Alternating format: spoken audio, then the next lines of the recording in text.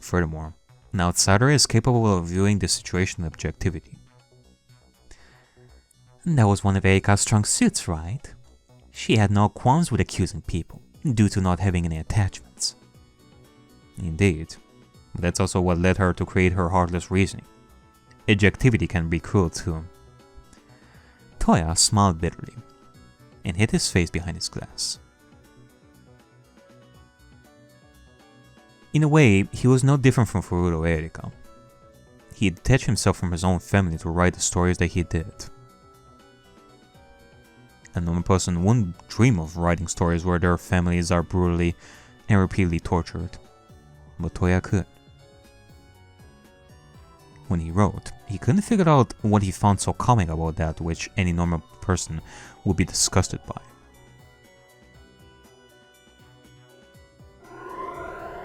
What had happened to him? What urged him to keep writing these stories? When did he become so twisted that writing the deaths of his own family suited his soul? He really was no different from Furuta or Erika. Even if he wants his readers to find the heart of the story, in the end, he too is tearing out the guts to find the truth. It didn't matter what kind of truth it was. Any truth he could get his hands on would be good enough until he found the single truth that lay within him. Was he looking for something specific? Was he looking for the real truth? Or just one that would satisfy him?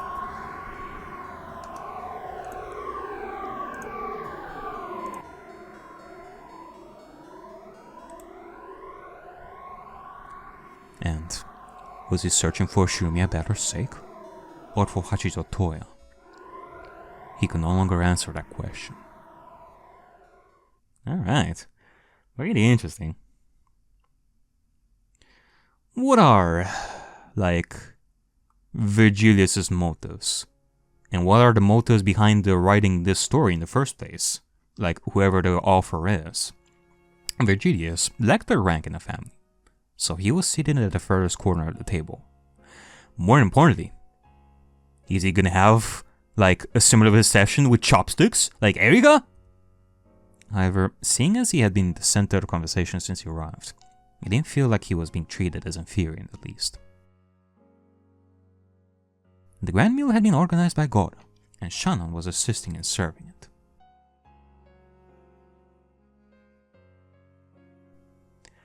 Please tell me if something is not to your taste, Virgilius-sama. Oh, I wouldn't dream of it. Everything here is so delicious. I can't quite believe I'm dining at the same table as you all. Virgilius' elegant table manner blended in perfectly with the family. Thanks to being bombarded with questions, he didn't get a chance to eat. That is, until Hideyoshi interrupted, telling the others to give the kid a chance to eat, and giving him a moment to enjoy his food. I am hungry right now. You're pretty lucky, Battler. Ryu-san is taking all the attention you would have been showered with. Actually, that's kind of true. This is also Battler's first, family meeting. I can't really complain. Not like I've got any interesting stories to tell. It'd be all, ooh, Battler, you're so tall. Ooh, Battler, how are your studies? Or the embarrassing, have you found a girlfriend yet? If anything, I feel bad for Ryu-san for having to deal with all that. Virgilius-kun, you said you're nearly 19 years old, right? Does that mean you're done with high school? That's correct. I started studying law at university last spring. Law studies, he says. That's impressive. Your parents must be so proud of you. Well, my parents are on the stricter side, so studying alone at university was a bit of a relief. Stricter side? Okay. I'm liking the sound of that. Not that I like abusive parents in the first place. No. I'm just... I have my own agenda, so to speak. I wonder if Uminetta is thinking the same way as I am in regards to, Erika's parents, in the sense that maybe they were also, a bunch of strict people and such. Like maybe they were abusive too. Maybe, I don't know. I still visit home often though. If only for my little sister. No. Oh, so you're like me then? I got a little sister back home too. She's 6 years old and cute as a button. She is adorable. Man. If only I got to see like more of her. But we're sure you're not gonna meet her in this. Yeah, you know, it is actually a pretty interesting, like, a comparison right over here, like, I mean, they both have sisters. There is a little bit of a connection made between Angie and Erika, especially in episode 8, what with the Witch of Truth kind of deal. And meanwhile, we have Bella and the Virgilius right over here, talking about both their sisters. It's sickly though, so she didn't make it to the conference today. Well, my sister's not that young. There's a rather small gap between us, in fact. I wouldn't say that she's cute as a button here. Yeah, I know that too well. But Julius gave a cheeky smile, fitting for an older brother who speaks badly about a sibling close to him in age, causing the adults at the table to roar with laughter. After all, those adults knew well the feeling of having to deal with annoying siblings. I can definitely relate to you there, Verdius-kun. There's plenty of uncute little sisters out there, isn't there, right? He says, as he more than likely points to, like, as he more than likely looks at Eva or Rosa, probably. Whatever do you mean, Krasny-san? As a cute little sister myself, I can't imagine why you'd be saying that. No, there's no need to fight in front of the guest. You're digging yourself a shallow grave there, Ariakey. Can't say I'm not eager to watch though. All of you are so cruel. Okay, who said that? All of you are so cruel to your eldest brother. At least I still have Rosa's support, right? Maybe if you're more like Vergilius-kun, we'd give you a bit more respect. Even the topic as potentially heated as the rivalry between siblings came up in a light-hearted manner. Chuckling about it and talking... Even the topic as potentially heated as the rivalry between siblings came out in a light-hearted manner, chuckling about it and talking playfully. In that moment, it felt... Wait, did I read that sentence right?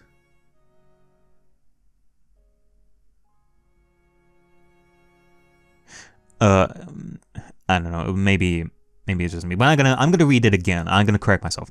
Even the topic as potentially heated as the rivalry between siblings came up in a light-hearted manner, chuckling about it and talking playfully. Okay, there you go. I think I said that. I think I said it correctly this time. In that moment, it felt like they were just normal siblings, laughing over normal problems, allowing the grudges and anger to melt away for just an instant. Man, it sure sucks being an only child. If I had a big sibling, I probably wouldn't be as bored out of my mind in this dump.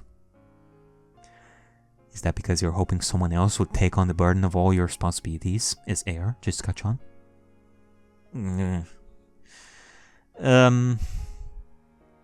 Give it like 2-3 episodes or so, give or take.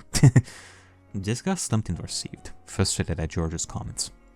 When the cousins laughed at her, she grumbled and slumped even more, wishing she could disappear under the table entirely.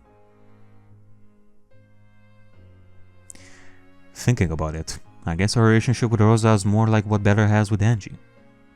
Most of us were already adults by the time she was born. Having a sibling close to you in age and having one far away in age are two very different experiences. When you're close, you're always competing with them. But when they're young, you practically end up raising them. I kinda doubt that in this case, but sure, Eva. Kraus Nissan and Eva Nessan sometimes felt more like parents to me than siblings. so I never really felt like I grew up with them. Because Rosa herself sees herself competing against the adults too, and well, during family conferences, it's not like I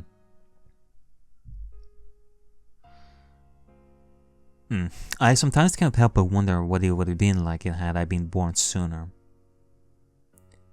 My sister and I tend to be quite competitive. She's very intelligent, but she's rather arrogant and always wants to prove herself to others. It can be tiring, but I think it pushes the both of us to challenge ourselves and improve. Yeah? So you're saying sibling rivalry can bring out the best in both parties. How very wise of you. Even us adults have something to learn from the kids these days, don't you think? Young ones can be far more knowledgeable than us. They still abound with curiosity, while in our age, that part of us has died off. The smartest people are those who are willing to learn from the ones younger than them. Their more simplistic worldview can teach us a lot. The table continued to discuss various family matters. Even subjects that were normally too heavy to talk about were brought up, leaving behind the baggage that would otherwise exist. Like, I want to hear more about Erika, like, what their family situation is, like back home. The adults talk about their experiences, or their relationships, while the cousins indulge themselves in fantasy, or ask better about Angie. Like, I wonder if Uminetta is gonna delve into their own interpretation of what happened with, like, the fall. If it was something simple, or there may be more to it, like, I don't know. There were only two people at the table who remained quiet. The first of them was Nazi. The others at the table were fascinated by the guest, but she could only gaze at him suspiciously. Awkward.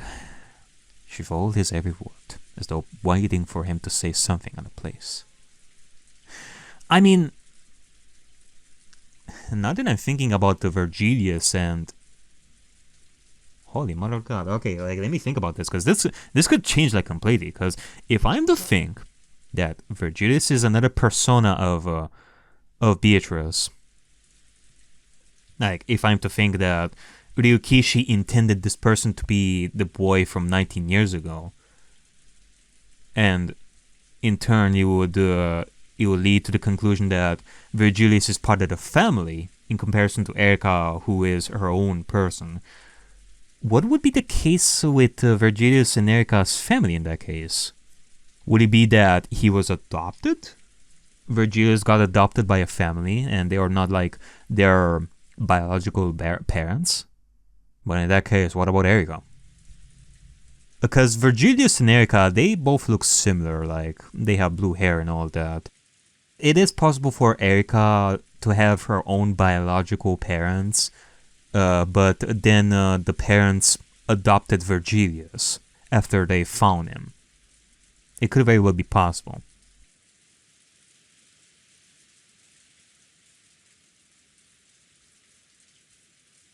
The crest he bore felt like it was humiliating her. He had been granted, albeit temporarily, to a man who did not even belong to the Ushima family, a privilege she had never once been granted.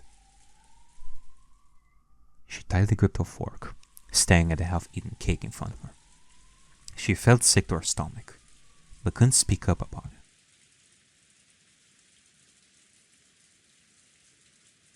it. The other silent person was Maria, who had been clutching her bag the entire time. Is something wrong, Maria? Are we done with dinner yet? We're having dessert now, yes. You can have some extra today, because it's such a special occasion. I told you that this morning, right? Gotta read it. Beatrice told me. Huh? What's this about Beatrice? Maria took something out of the bag she had been so fiercely holding on to, and showed it to everyone. Alright, well, might as well go through this.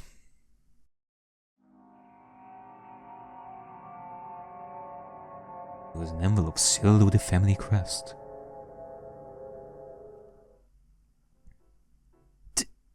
That seal? Is that a letter from father? It has to be, right? But why would he give it to Maria-chan? It's a letter from Beatrice. She gave it to me and told me to read it to y'all. Until Beatrice made her disappear with his magic toxins. Maria stared across the table to Virgilius, who didn't seem to fully comprehend the animosity Maria was showing him.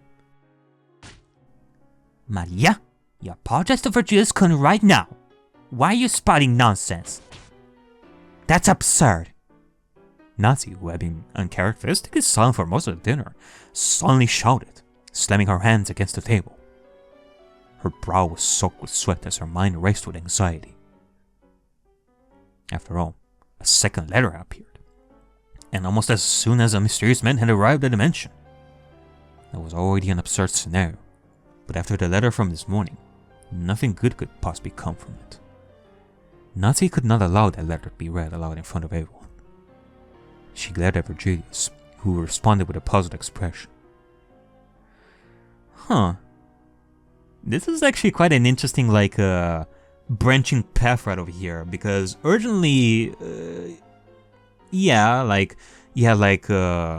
this letter right over here with where Maria would read it just fine, but now that we had that first letter and the inclusion of this man who is also like 19 years old, yeah, that would raise Natsu's anxiety up the wazoo, and she'll be like, nope, you know what, you're not gonna read that letter. I'm sick and tired of these letters. If it is a letter from father, then I believe it is best for my husband and I to review it first. It's not from grandfather, it's from Beatrice. She brought me an umbrella and a letter, and she fixed my rose, and then she told me to read this letter. Actually, now that I'm thinking about it, this also involves Kinzo, because Natsu and Kraus, they are hiding Kinzo's death. So, it would also make sense that Natsuhi would just raise her voice to try to, take that letter. It would make sense, cause, what the fuck? What is this complication? What is going on? This is definitely not written by Kinzo. What the fuck is going on? I think we're gonna have to get that letter. So, I guess it makes sense, even if it's without Virgilius, it would make sense that Natsu would just barge in to just get that letter, because it has something to do with Kinzo. So,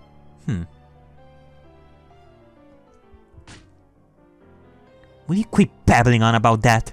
Was it Barakun who gave you a jacket and an umbrella? Don't you think you're being ungrateful by behaving like this? Raza-oba-san, that's okay. But I really wasn't the one who gave her an umbrella. I only gave her my jacket. You did? Then how? I'm telling you, it was Beatrice. It's a letter from Beatrice.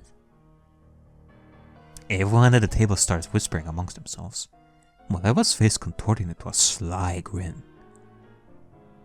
My, a letter from the Golden Witch herself? How exciting. Maybe we can read it as a family. If you were listening, you'll recall that I was just suggesting that the safest course of action would be for my husband and I to investigate. Shut it, you! If Maria-chan was instructed to read a letter sealed by the crest of the family, then what gives you the right to decide who gets to read it? Though, of course, if we were to ask father about it, then that would be different, wouldn't it? Oh... Natsu, please sit down. While the identity of the sender is unknown, there can be no doubt that this is the seal of the head's ring. Do you know anything about it, Aniki? Would father have a reason to send a letter like this? I can't get a read on anything father does these days. He scarcely leaves the study, and it's basically impossible to hold a conversation with him. I keep screaming his name. I keep screaming after my father. Oto-san! Oto-san! I doubt he'd give us the time of day in person. Oto-san!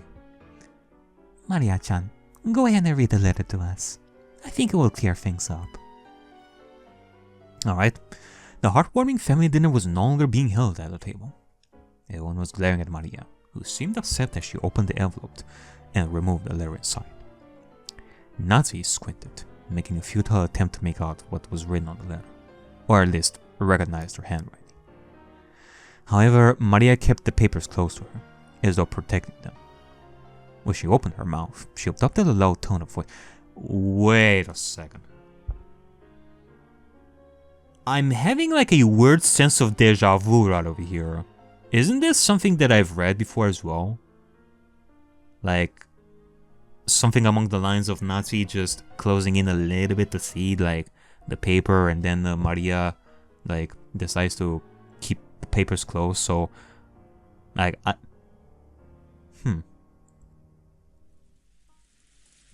Then again, I guess it makes sense. Welcome to Kenjima, members of the Shiramiya family.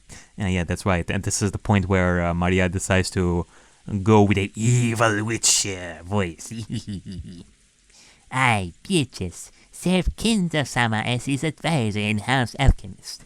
The contract I served him under spanned many years. But today, Kinzo-sama knows the end of that contract.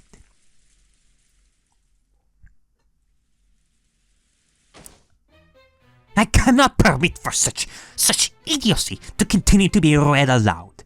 This must be a foolish prank by the servants, or something like that. Is that right, is it? Then explain that wax seal. That's undoubtedly father's ring. The ugly chorus of the adults' arguments filled the dining room. The letter from the witch, who claimed to be in ownership of all of Kinzo's possessions, did not go over well at the table, causing an orchestra of angry objections.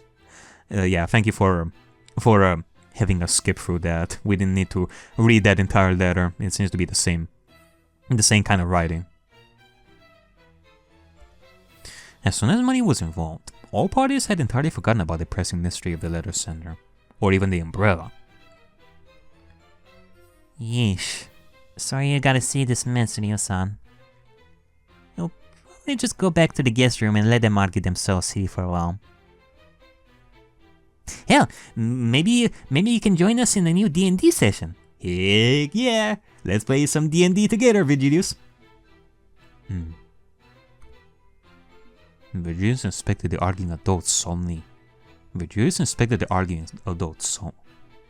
He couldn't tell whether he was disgusted, fascinated, or simply unfazed, as his face told no tales.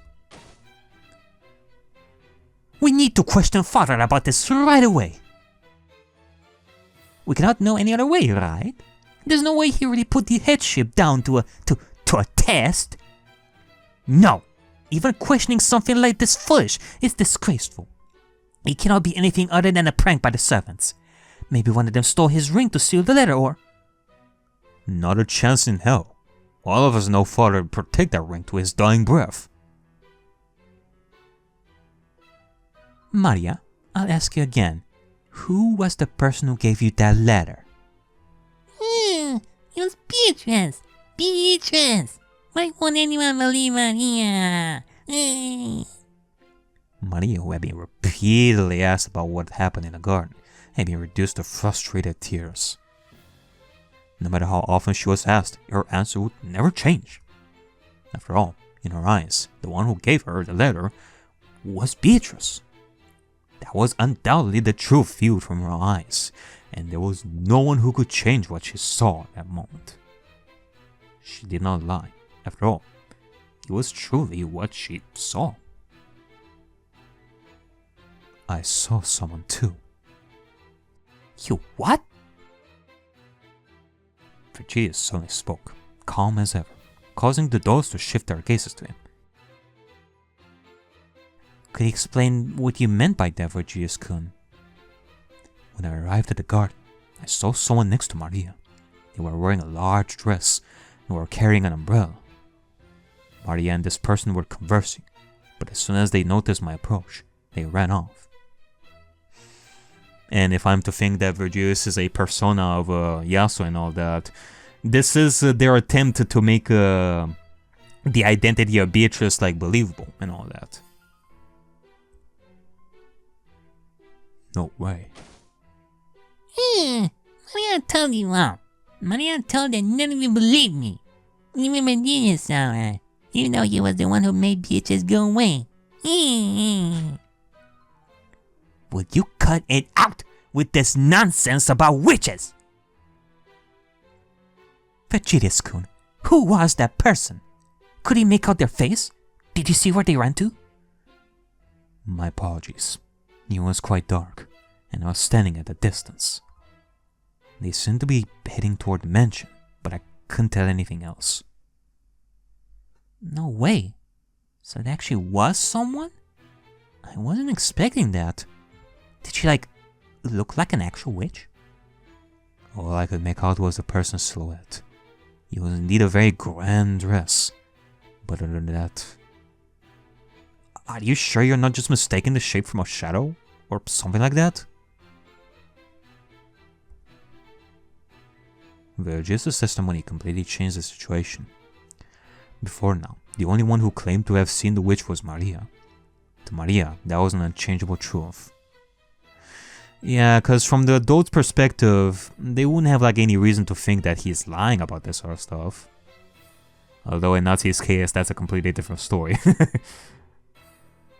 He is definitely, she's definitely suspicious of Virgilius. However, other humans were capable of casting judgment on the truth, and questioning the truth seen from Maria's eyes. But now that a pair of eyes had confirmed Maria's truth, it had become a fact. When a child claims to see something fantastical, it's passed off as the product of wild, youthful imagination.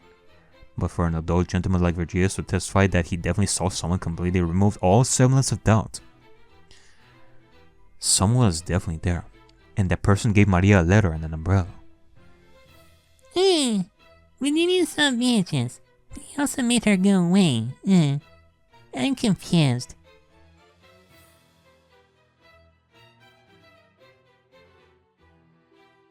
If this Beatrice really cared for you, I doubt she would have left you in the rain as an unidentified stranger approached. I'd question the intentions of someone like that.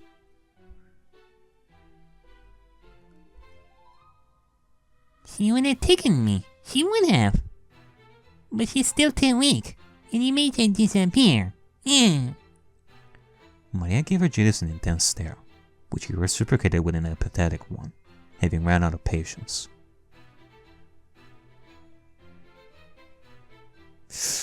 I wonder if there's gonna be some rivalry going on between between Virgilius and Maria, in similar fashion to how Erika was with Maria, constantly going against Maria. I wonder if Virgilius is gonna be just as petty petty and pathetic as Erika. We really should retreat to the guest house, don't you agree? After such a long day, I'm sure we're all tired, and the rest will be more productive than arguing like this. George-kun is correct. We will attempt to question Father about this, and if anything comes of it, you will be informed. I have no doubt the guest is tired and wishes to rest. There is no reason for us to keep you here. Right.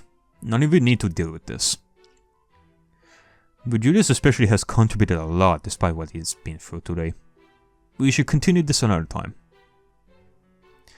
The remaining adults muttered amongst themselves in agreement, slowly breaking the tension. The ugly side of the Ushima family had been exposed to a guest. And they should have been ashamed of that on that front alone. The presence of Virgilius allowed them to reflect on their behavior, and realize how ashamed they were of it. If there was but one truth they agreed on, it was that they had shown themselves to the guest was... It was that the way they had shown themselves to the guest was It was that the way they had shown themselves to the guest was undignified.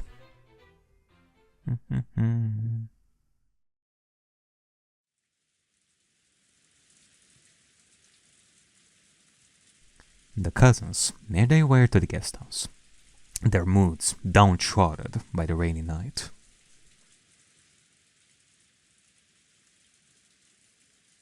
George was carrying a calmed Maria on his back, and Shannon was carrying an umbrella for them. Ballard, Jessica, and Virgilius had their own umbrellas, and were walking by their side. Man, Ariakey, we really owe you this time. Getting us out of there while they're also rocked up wasn't going to be an easy task. I was just beginning to feel like everything was getting far too tense. I feel especially bad for Virgilius too. George has always been good at this kind of stuff. He's like an expert at suiting these situations and all that. Didn't he save you plenty of times too, Shannon? George Sama is a naturally kind person. I don't think I've ever gotten any special treatment from him. I'm sure it's just his nature to help others.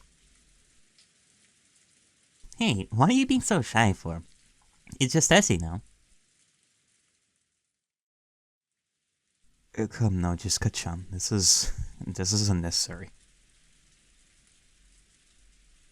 Yeah, sure did get messy quickly, huh? Once it all started, it felt like it was never gonna end. Yeah. Welcome to Umineko. The usual. Can't say I expected anything like this. Especially when Ryu-san actually said he saw someone. Virgilius still felt trouble, and had been lost in thought the entire time. He kept looking back at the rose garden, narrowing his eyes. From that direction, the aura was entirely different. The mansion's light behind him made it feel completely different from when he had been on the other side of the garden. Did I really see something?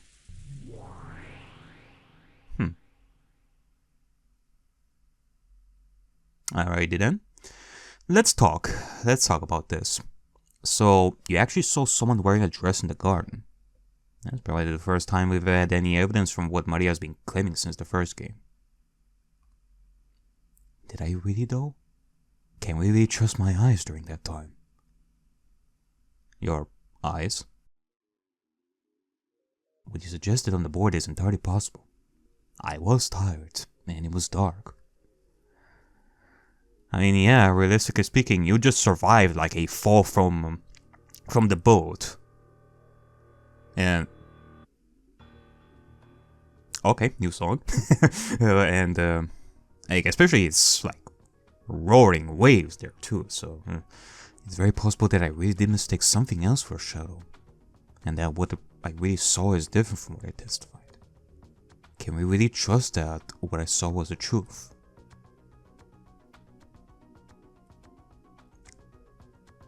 When you question an eyewitness, you need to take into account that people are capable of lying, and that circumstance can create a situation where someone saw a subjective truth. A false testimony may not always be an intentional lie, but it may lead you astray, so you need to understand the circumstances that led them to see what they believe to be true. Yeah, I mean, we don't really, well at least, I don't see Virgilius' true nature as of yet. There may be some stuff to him that we don't realize yet, so it could very well be that he's lying. And, you know, when it comes to the game board pieces, as much as there can be confusion about this sort of stuff from time to time, like the one unspoken rule about this sort of stuff is that the game pieces, they represent, like their true nature. So it is dependent on their personality whether they do it or not. It's not like you're gonna expect one day for, I don't know, Jessica to turn out to be an evil witch or something like that, and thus she will be lying up the wazoo. No. But in this case, we don't really know you, Virgilius, so it could very well be that you saw something wrong, or maybe you're lying. If a drunk person told you they saw a witch cloaked in light in the street, would you believe them? Well, you are being realistic about this. You are indeed offering them reason to not think about, like, to not believe you because you're just a random stranger. So, it makes sense. And you're accepting that people may not truly believe you 100% yet. Obviously not. I probably just think they mistook streetlights for magic or something. Precisely. But if someone else were to lie that all the streetlights were off that night, then he may have learned a false truth from the drunk person. But by learning of the circumstance, you gain new information.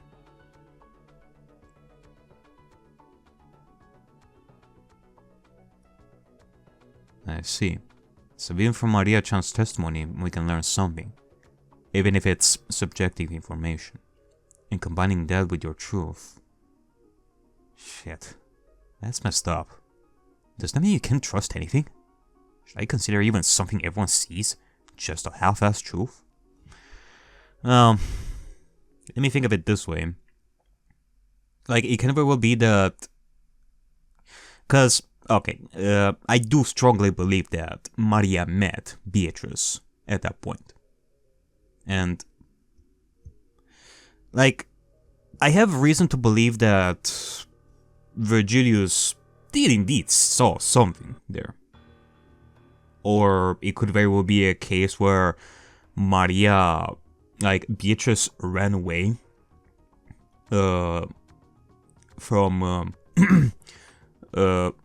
Beatrice ran away from Maria upon seeing Virgilius in the distance and ran away, but Virgilius saw nothing at that point. Like, he didn't see, like, any extra person, just Maria. But once Maria decided to talk about how Beatrice ran away because she saw Virgilius, that would be the point where Virgilius would think, the existence of a witch on such an interesting island like this, maybe I should play along with Maria's game over here and make the existence of Beatrice credible for a little bit, just to spice things up. And therefore, he's gonna say that, oh yeah, I may have seen like some shadow, like in the distance or something, even though originally he saw nothing. Like, who knows? Well, you can't trust your own eyes, right? You know, that is something that I said at the beginning of Umineko. Like, the only thing that I believe is what I see with my own eyes. Except when I don't. Unreliable narration. Art thou a heartless bitch? Verdeus's expression startled Ballard somewhat. Usually I put complete faith in my own eyes. I view myself as an insightful person, and I try to always be objective.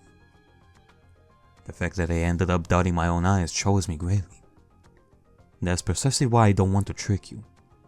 You have yet to see a witch with your own eyes, 2 eyes, right? If someone told you that they saw a witch, you just say, then tell her to show herself in front of me. You're right. I've gone and done that already, and I'm still not convinced. I'm not here to trick you. I'll give you every truth my eyes perceive. All we can do is trust in them. I'll trust them, but you're right. I need to remember that truth can become subjective from different points. Yeah, cause, yeah, like, a person may believe that they saw something. Like, they are not lying, but doesn't necessarily mean that it's the truth. The only thing I can truly believe is my own eyes. Excellent. Now we're making progress. I'll trust in your eyes too. We'll keep what we discussed in mind. However, if we have both your eyes and mine, then we can combine those together to find a more solid truth. And no matter what kind of magic show Bato puts on the board, as long as I don't see it, then it could just be a subjective truth. Or a lie.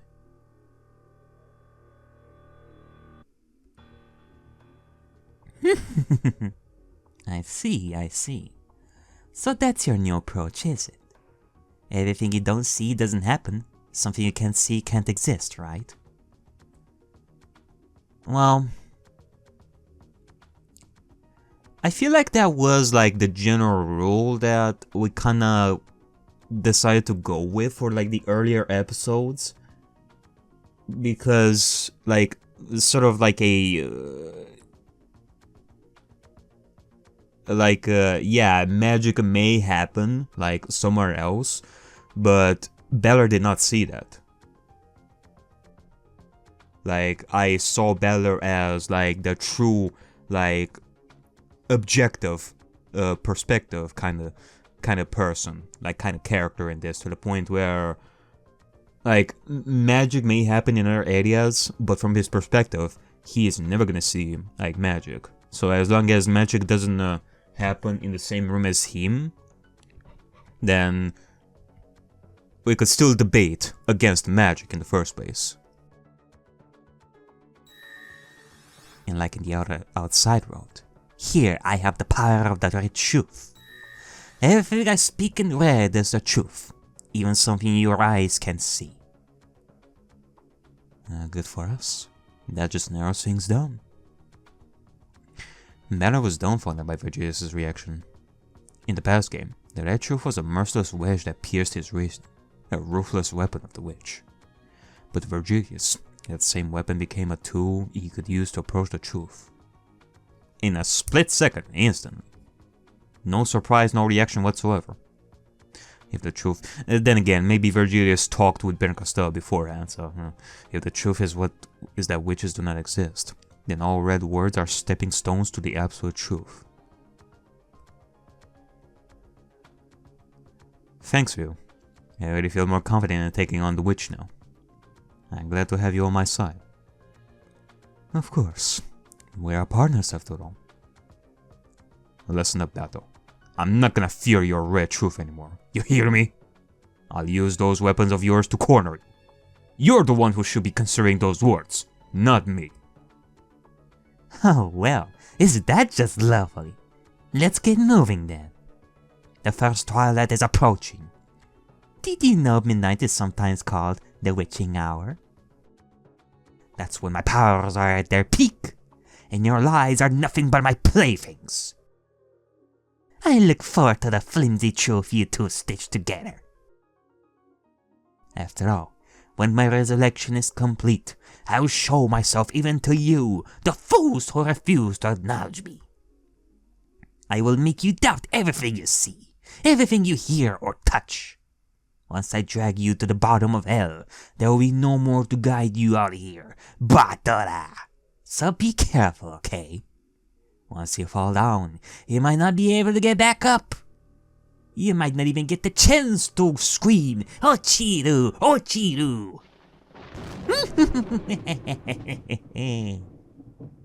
Alrighty then.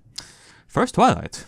Let's see how the murdering is gonna happen this time, and how the mysterying is gonna happen.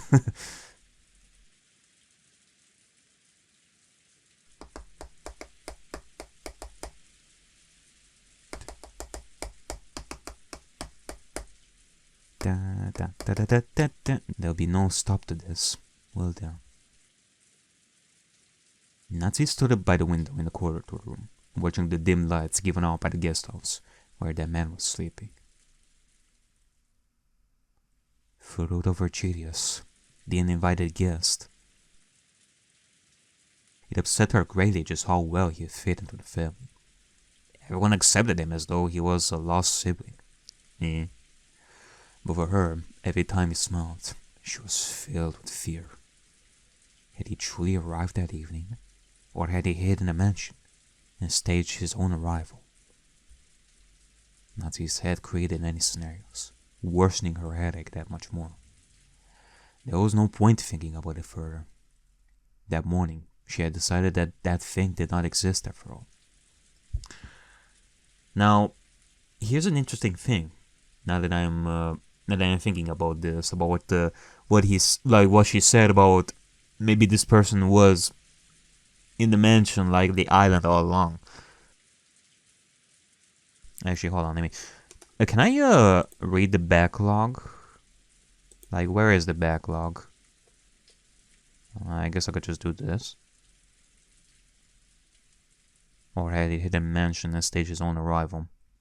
So, for Erika herself to say, "Oh, I fell off the boat and I survived the fall, and now I'm here," and the family accepted him, and thus Beatrice will learn about that. But again, if I'm to think that this person, Virgilius, is another persona of Beatrice, how would she know that a ship had an accident near the island in the first place? For her to create this scenario where this person fell off the boat near the island and survived. From Erika's perspective, she truly fell off the boat. But if it's another persona of Yasu, it's a fake story. It would be something that either she created or somehow she found out that a ship had an accident near the island. Like she saw some ship like in the distance and thought to herself, you know what? I think I may actually have an idea. And thus she would bring in the Virgilius and create this scenario.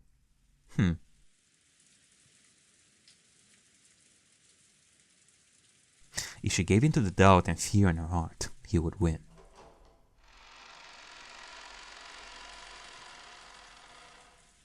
Natsuki opened the door to her room. The lights were off, and the curtains were half closed, filling the room with darkness. Unsettled by this darkness, Natsuki turned on the lights.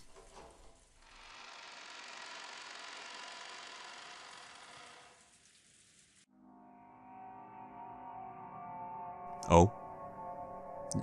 No. Perched atop her meticulously made bed were two items that should not have been there.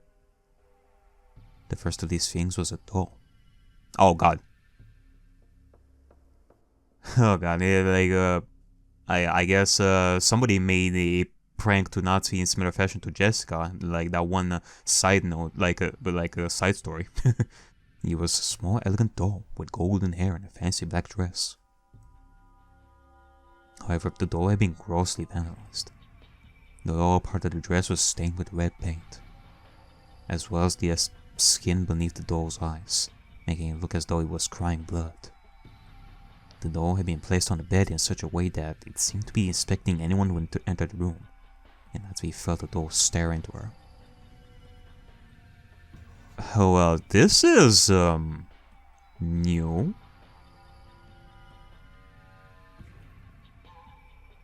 Huh. The second of these items was an envelope. It was identical to the one Maria had produced at dinner, and the one that... What on earth is with these tasteless pranks? Natsuki shivered as she approached her bed. She could no longer find safety in the comfort of her own room. That man had retreated to the guest house. He never had the chance to place anything in her room. After all, she had been in her room ever before he was introduced to the guests. He had been under watch ever since. So, when was this letter placed here? Who placed it here? Is that person still hiding in her room? Even now? Well, they could very well have hidden it, like in between, like Virgilius arriving in the mansion, if we're talking about that, and him coming to the dinner. Because if it's another part of Yasu, they can just easily, they can just easily take in the role of a servant. They use a key and get inside the Nazi's room, place that envelope, and then afterwards change back to Virgilius and then just go to the dinner.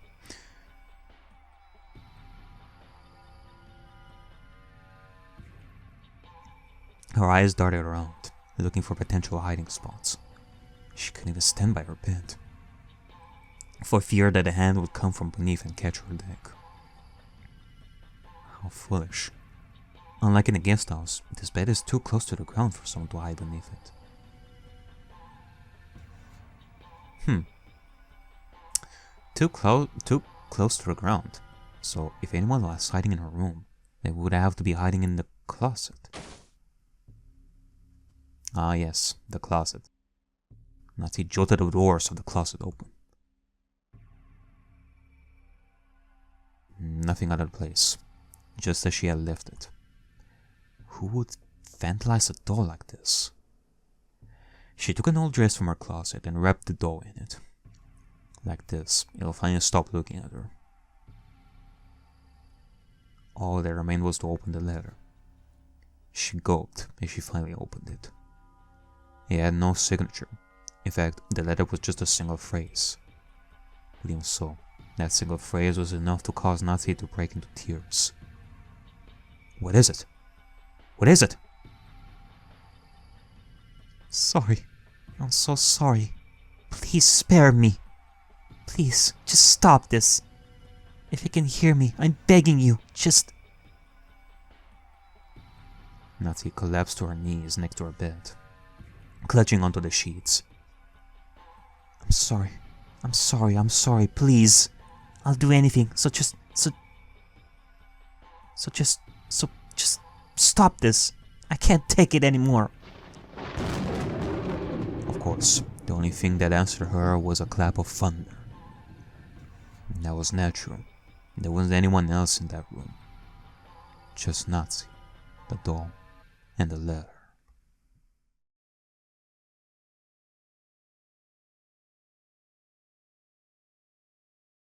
Good night, Mother.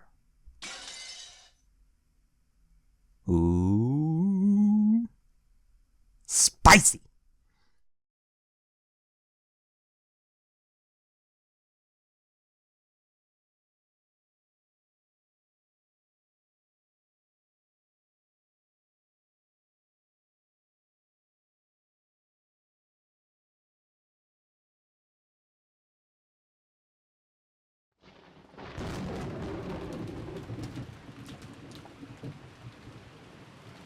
Jesus Christ, you know, it's wild, like, going back and forth between Rokenjima and Hinao as well. Like, I'm thinking, oh, okay, it's the next day. Like, I'm about to say, like, good morning, sunshine, like, to Keiichi, that is, and it will be like sunny, but no, still like, it's still raining. Phew. Nah. Bella groaned as the storm outside disturbed his sleep, still unprepared to wake up. The sound of the rain against the window echoed through the room, making it clear that the storm had not yet let up. Realizing that made Bella even less willing to leave the warm comfort of the bed, even if it was for food. After leaving the mansion last night, the cousins spent the evening catching up on the past 6 years. Just as Jessica had predicted, plenty of questions were bombarded at Bella. His life was a fascinating point of discussion, as he had spent the past few years of it using his mother's maiden name and living a modest life compared to the life he was living as an Oshumiya. The guest, Virgilius, came from a well-off family as well, but it was nothing compared to the Oshumiya family's wealth. Okay. So of course, he was bombarded with questions too, making the room vivid and lively for a few long hours. Maria was the first to leave once it became too late for her to stay. Rosa arrived at the cousins' room and took her to their prepared room, allowing the adult cousins to discuss topics that would have been unsuitable for Maria. Virgilius was the second to go. Halfway through the conversation, he had already started dozing off, unable to contain his exhaustion from that day's ordeals, and was even getting a little bit feverish. George was the first one to notice his condition, and with Dr. Nanjo to check and support his claim, Virgilius eventually went to bed, defeated, in the guest room, prepared for him. Really? He actually became feverish? Better himself didn't realize just how exhausted he was until his head hit the pillow. I mean, you were in the ocean, surviving the water. Like, he barely survived. He felt as if as soon as he closed his eyes, he was already awake in the morning after. He felt as if as soon as he closed his eyes, he was already awake in the morning after. Eventually, he slowly opened his eyes, and forced himself to turn over to the beds where Jessica and George were sleeping.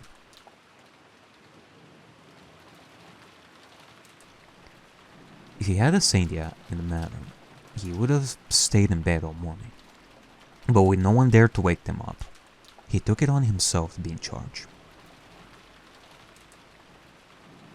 Better blinked, slowly sitting up. Both George and Jessica's beds were already empty. They had been neatly made, as though both had been absent for a while. He glanced at the clock. Only 7. Not very late at all, he thought. Was he just sleeping so soundly that none of them wanted to wake him up? Or maybe they just went to check on the guest and decided to let better sleep in. Better slowly stood up and hastily got himself ready, glancing over at his own messy bed next to George and Jessica's neat ones. Alright, with that, he left his room and made his way to the guest room, before knocking on the door. There was no reply straight away, but a few moments later, a sleepy, "Yes, come in," was heard, so Better opened the door.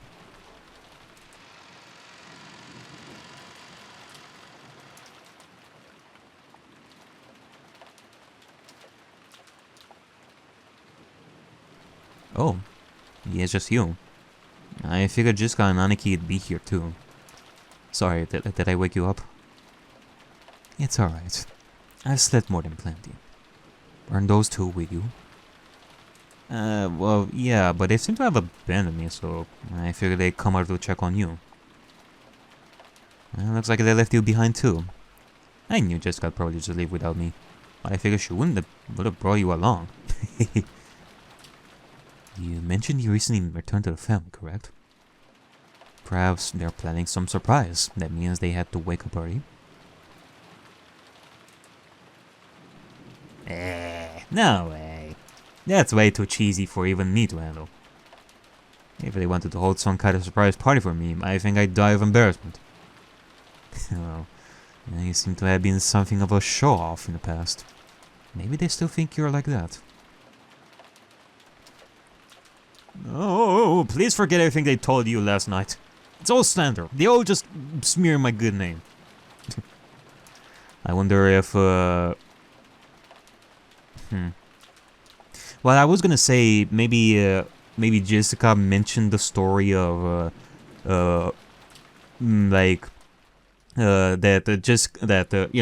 know how Shannon said at that point, when they were on the beach, that, that Better would come back on a white horse, like a white knight, one day, and Better was very, very embarrassed of that. Maybe Jessica told him that. Like, I get the thing that Shannon did tell Jessica about that. It's not something that Shannon kept to herself by that point. I get the feeling that she told Jessica at some point about that. So maybe Jessica also told that embarrassing story. Quote unquote embarrassing. There is layers to that story, as we all know. How are you feeling now? Oh, I'm doing better. Thank you for asking. I think I just needed to rest. I'm not exactly an athlete, so I think I swam enough yesterday for the rest of my life. Oh, I get it. I'd say I'm a pretty good swimmer, but after an experience like yours, I'd never want to look at the ocean again. The two enjoyed the casual conversation for a couple of minutes. However, they were interrupted by a knock in Eva's voice. "Virgilius-kun, Better-kun, are you two there?" "Yeah, what's up?" The atmosphere in the room had been surprisingly bright, but that quickly changed when they saw Eva's concerned expression. "Have either of you seen Hideyoshi? I couldn't find him when I woke up this morning."